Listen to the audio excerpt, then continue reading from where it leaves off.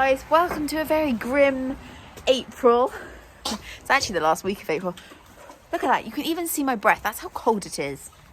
What is going on with the weather? I just realised I can't put a head collar on one hand, and Artie is trying to knock my wheelbarrow over. I probably should have thought about this before I started this vlog.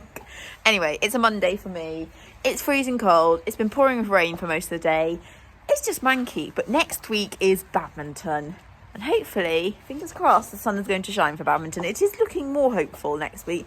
Possibility of showers, but definitely a lot warmer. So I'll take that. I'll take that for now. Mr. Love and Mr. Coop. I am doing, as you'll already seen from the thumbnail and the title, a vlog on badminton and like the history behind badminton horse trials and the house. Because you know what? I like my history. And I also love badminton. Badminton is about 30 minutes away, so I'd call that local. It is somewhere I've been a lot.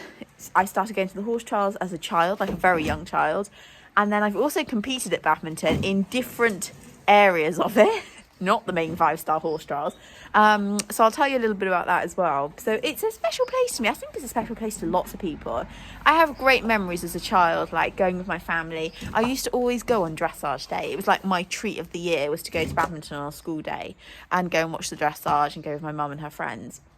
And then as a family, we'd always go like on the cross-country. Excuse me, you're being quite rude.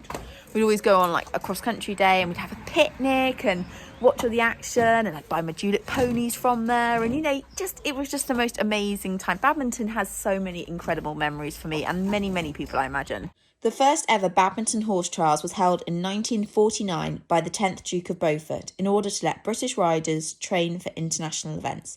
There were just 22 competitors and most of them were officers. It was the second 3-day event to be held in Britain. The first was the UK Summer Olympics in 1948, where the cross-country course was held at Tweseldown Racecourse, which still to this day is a horse trials venue. Badminton is without doubt the most famous horse trials in the world. The first ever poster for the 1949 badminton horse trials had the title, "The Most Important Horse Event in Great Britain." However, there was some public confusion at the first show when spectators were expecting badminton the racket game, not the horse trials. However, there were still 6,000 spectators cheering on the horses tackling the tricky cross-country. In the early badminton days, men wore just bowler hats when jumping and no body protectors. That included cross-country. Very scary thought. As a collector and seller of vintage badminton programmes, I'd noticed that a lot of the horses competing there in the early events were very young. We're looking at ages 6, 7, 8, as young as that. And some of these horses had only ever competed at some novice horse trials before they went there. But back then, the cross-country courses weren't quite as tough as they are now. In 1960, the Australian event riders made the long trip over to badminton. Horses spent 5 weeks at sea and supposedly they were exercised on deck. Can you even begin to imagine that? Badminton has been cancelled 7 times. 1966, 1975, 1987, 2001, 2012 and 2020 and 21. 1963, it was downgraded to a 1-day event due to the weather. 2001, it was cancelled because of foot and mouth. 2012, because it was waterlogged. And 2020 and 2021 because of COVID. Badminton is a regular hotspot for the royal family, with Princess Anne and Zara competing there, so the Queen has been and visited many times. Princess Anne competed 5 times, being placed 4th in 1974 and 6th in 1979, with Zara participating 6 times so far. The prize money at the first badminton horse trials was £150 to the winner, which I think is pretty generous for back then. The first European eventing championships were staged at badminton in 1953. Again, something I never knew.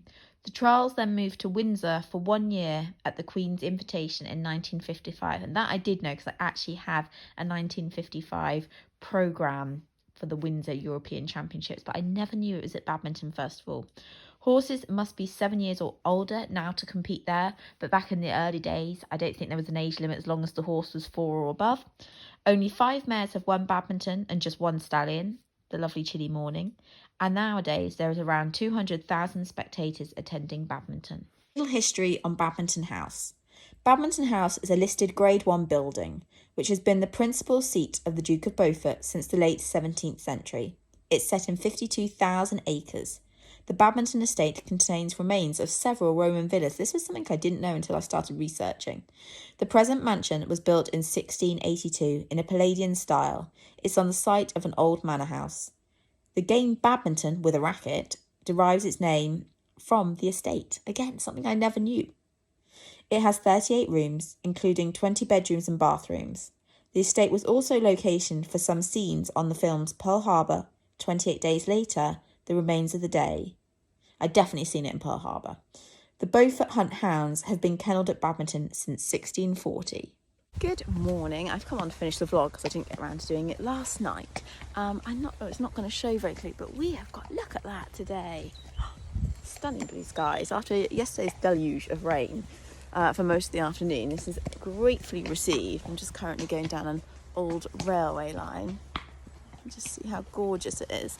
So yeah, I hope you enjoyed my little sort of mini badminton history vlog. It was quite mini, but I thought I won't overwhelm you with endless facts about the event, but it's very interesting and it's such an iconic event. It's somewhere that, like I say, I have great memories as a child, and even to this day I love going. I get excited about going.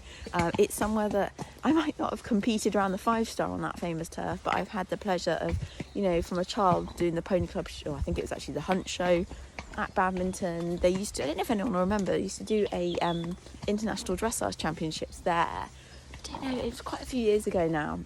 You need to get the most wonderful plaques if you got placed, like stunning plaques. And they used to hold a young horse class then. I think it got good prize money. I remember one year, I think you won an Albion saddle or something like that. But they also ran alongside it. It was a 2-day show, and they also ran alongside riding club classes, pony club classes, and also just sort of like an unaffiliated championship. It was a really, really lovely show, and you parked, you'd go in at Huntsman's Close, go down that track and park along there. And if you like qualified for the championships, you would have to warm up out on the grass and then ride into like one of the courtyards at Badminton, because there's an indoor arena there, and do your dressage test in there in front of a judge and a little, you know, there'd be spectators and so on.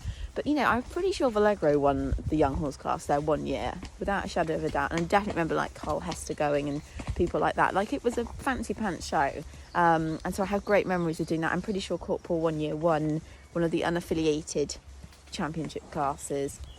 And we definitely had some success with the pony club and riding club teams. It used to be, I don't know how long for, but it used to be also sponsored by Badminton Horse Feeds. And I remember there used to be a massive trailer of horse feeds in the yard, and it was like, if you were third, you got 1 bag. If you were second, you'd get like, I don't know, maybe 2 bags. I don't know. I remember one year coming away having like one with the team, one individually, with a lot of bags of feed, and it was just great. I have very good memories of that competition. And then I have actually managed to actually get to the 5-star event, just not go around the course. No, I'm joking. I did do the young horse class with Artie one year, and that felt really special, because obviously that was when the event was actually on, and, you know, just riding across that turf just to get to the ring was something special. And bless Artie, he did me proud, because he did a sweet dressage test and only had 1 pole in the show jumping. And at that time, the young horse class was over lakeside of the Badminton, so not that far down from the lake jump. So there was a lot of atmosphere, and I remember the grassroots was going on at the same time, and honestly trying to get those young horses from the grassroots lorry car park right over to the lake side of the field was hard work, because that just blew their brains. They just didn't young horses had never seen anything like that. So it's quite a good class to go and watch if you're, you know, if you've got a whole pass for badminton. I recommend going and watching the young horse class. It's really interesting, and so many of those horses that win those classes go on to be badminton 5-star champs in the future. So it's a good class to watch. So I feel like I've had some time on that famous turf, and, you know, the house in the distance. And I really relish those memories, actually. So I hope you have, if you're going, I hope you have a wonderful time. Let's keep our fingers crossed that the weather is perfect. And I hope you enjoyed this video.